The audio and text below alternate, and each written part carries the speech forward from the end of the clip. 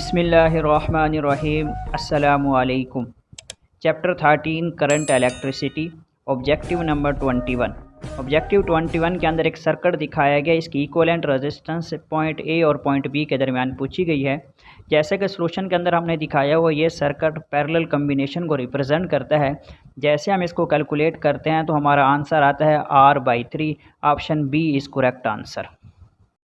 Objective 22 के अंदर पूछा गया हमारे पास एक वायर है जिसकी रेजिस्टेंस R है, हम उसको स्ट्रेच करते हैं 4 टाइम्स तक, तो उसकी न्यू रेजिस्टेंस क्या होगी। जैसे कि सॉल्यूशन के अंदर दिखाया, जब हम उसको स्ट्रेच करते हैं 4 टाइम, उसकी लेंथ 4 टाइम इंक्रीज़ करते हैं और उसका एरिया 4 टाइम्स डिक्रीज़ करता है। जैसे हम इसको कैलकुलेट करते हैं तो हमारी जो न्यू रेजिस्टेंस है R' is equal to 16R। Option A is correct answer. Objective 23 के अंदर रेजिस्टेंस ऑफ डिस्चार्ज ट्यूब की रेजिस्टेंस के मुतालिक पूछा गया है। 0 है, ओहमिक है, नॉन ओहमिक है, आइदर ओहमिक और नॉन ओहमिक। जैसे कि सॉल्यूशन के अंदर मौजूद है, डिस्चार्ज ट्यूब के अंदर गैस फील्ड होती है, उसके अंदर इलेक्ट्रोड्स मौजूद होते हैं। इलेक्ट्रोड्स के मौजूद होने की वजह से टेम्परेचर रेजिस्टेंस उसके अंदर इन्वॉल्व होते हैं, तो हमारा जो आंसर होगा नॉन ओहमिक होगा। Option C is correct answer.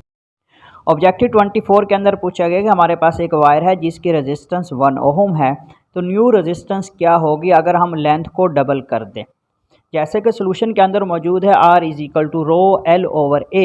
हमारे पास जो लेंथ है L is equal to 2L है। जैसे हम इसको कैलकुलेट करते हैं तो हमारे जो न्यू रेजिस्टेंस होगी R is equal to 2 ohm. Option A is correct answer. Objective 25 के अंदर कलर कोड कार्बन रेजिस्टेंस के मुतालिक पूछा गया है कि हमारे पास जो रेजिस्टेंस है उसके ऊपर कलर रेड है, फिर रेड है और लास्ट पे ब्लैक है, तो रेजिस्टेंस की वैल्यू क्या होगी। जैसे कि सॉल्यूशन के अंदर मौजूद है BB Roy great British very good women, तो हमारे पास जब इसको हम कैलकुलेट करते हैं तो हमारा जो आंसर आता है 22 ohm. Option C is correct answer. Objective 26 के अंदर पूछा गया कि हमारे पास एक पोटेंशियोमीटर है जिसकी रेजिस्टिविटी रो है, उसका क्रॉस सेक्शन एरिया ए है, उसके अंदर जो करंट फ्लो करता है वो आई है, तो पोटेंशियल ग्रेडियंट की वैल्यू क्या होगी। जैसे कि सॉल्यूशन के अंदर मौजूद है potential gradient is equal to del V dividing by del R होता है। जैसे हम इसको कैलकुलेट करते हैं potential gradient is equal to I rho dividing by A. Option C is correct answer. Objective 27 के अंदर पूछा गया है कि जिस वक्त हम रेजिस्टेंस बॉक्स को कंस्ट्रक्ट करते हैं तो कौन सा मटेरियल यूज़ किया जाता है, मैंगनीज, एल्यूमिनियम, आयरन या कॉपर। जैसे कि सॉल्यूशन के अंदर मौजूद है, जिस वक्त हम रेजिस्टेंस बॉक्स बना रहे होते हैं तो उसके अंदर ऐसा मटेरियल यूज़ किया जाता है जिसके टेम्परेचर कोफिशिएंट की वैल्यू सबसे कम हो, तो हमारा जो करेक्ट आंसर होगा manganese. Option A is correct answer. Objective 28 के अंदर पूछा गया हमारे पास जो वोल्टेज सप्लाई है वो 220 वोल्ट है और 100 वाट का बल्ब हम वहाँ पे यूज़ कर रहे हैं, तो वहाँ पे रेजिस्टेंस की वैल्यू क्या होगी। जैसे कि सॉल्यूशन के अंदर मौजूद है P is equal to V square over R, R is equal to V square over P। जैसे हम इसको कैलकुलेट करते हो तो हमारी रेजिस्टेंस आ जाती है 484 ohm. Option B is correct answer. Objective 29 के अंदर पूछा गया which of the following is commercial unit of electricity. Electricity का कमर्शियल यूनिट क्या है, वाट है, किलो वाट आवर है या हॉर्स पावर है। जैसे कि सॉल्यूशन के अंदर मौजूद है P is equal to W over T, W is equal to P cross T, energy is equal to watt second. Watt को हम किलो वाट लिख सकते हैं और सेकेंड को आवर, जो हमारा एनर्जी का यूनिट होगा kilo watt hour. Option C is correct answer. Objective 30 के अंदर पूछा गया है कि हमारे पास एक 100 वाट और 25 वाट के दो बल्ब हैं जिसको सीरीज़ तरीके से 220 वोल्ट के साथ कनेक्ट कर देते हैं, नेट पावर की वैल्यू क्या होगी। जैसे कि सॉल्यूशन के अंदर मौजूद है P is equal to V square over R, resistance series में R1 plus R2 plus R3 और पावर सीरीज़ में 1 over P is equal to 1 over P1 plus 1 over P2। जैसे हम इसको कैलकुलेट करते हैं तो पावर की value 20 watt. Option A is correct answer.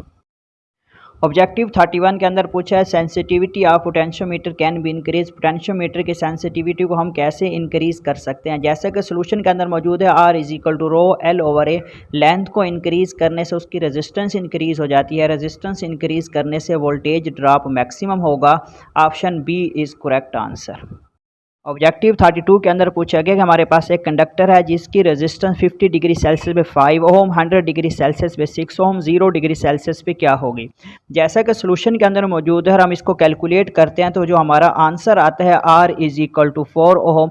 Option D is correct answer.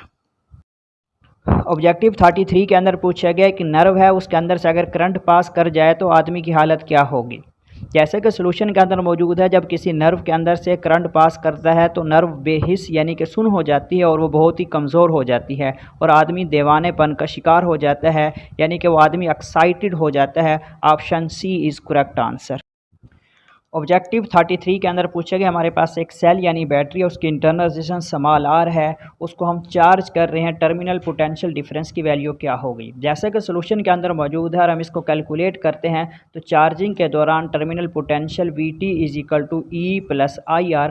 Option C is correct answer. Objective 35 के अंदर पूछा गया, हमारे पास एक हीटर है, उसके अंदर कॉइल मौजूद है, उसको दो इक्वल पार्ट्स के अंदर जिस वक्त हम काटते हैं तो एक जो हिस्सा है उसके साथ हम जब हीटर को कनेक्ट कर देते हैं तो हीटिंग इफेक्ट के ऊपर क्या फ़र्क पड़ता है। अगर पैरेलल कम्बिनेशन के लिहाज से देखा जाए, H is equal to V square over R square RT, H is equal to V square over R into T। Length को डिक्रीज़ करने से हीटिंग इफेक्ट इंक्रीज़ कर जाता है यानी डबल हो जाता है। Option B is correct answer. Objective 36 के अंदर पूछा गया, हमारे पास एक बैटरी है जिसका टर्मिनल पोटेंशियल डिफरेंस और EMF इक्वल हो जाते हैं तो इंटरनल रेजिस्टेंस की वैल्यू क्या होगी। जैसा कि सोल्यूशन के अंदर मौजूद है V is equal to E minus IR। जिस वक्त इंटरनल रेजिस्टेंस ज़ीरो या इन्फिनिटी होते हैं तो उस वक्त हमारी जो EMF और टर्मिनल पोटेंशियल दोनों आपस में इक्वल होते हैं। Option A is correct answer.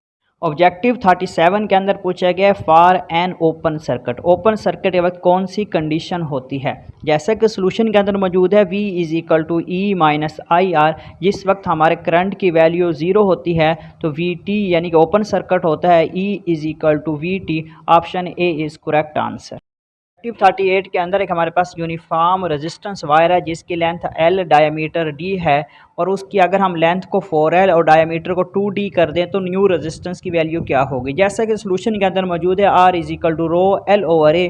जैसे हम इसको कैलकुलेट करते हैं और वैल्यूज़ पुट करते हैं तो हमारे जो न्यू रेजिस्टेंस हासिल होगी वो R होगी यानी कि सेम रहेगी।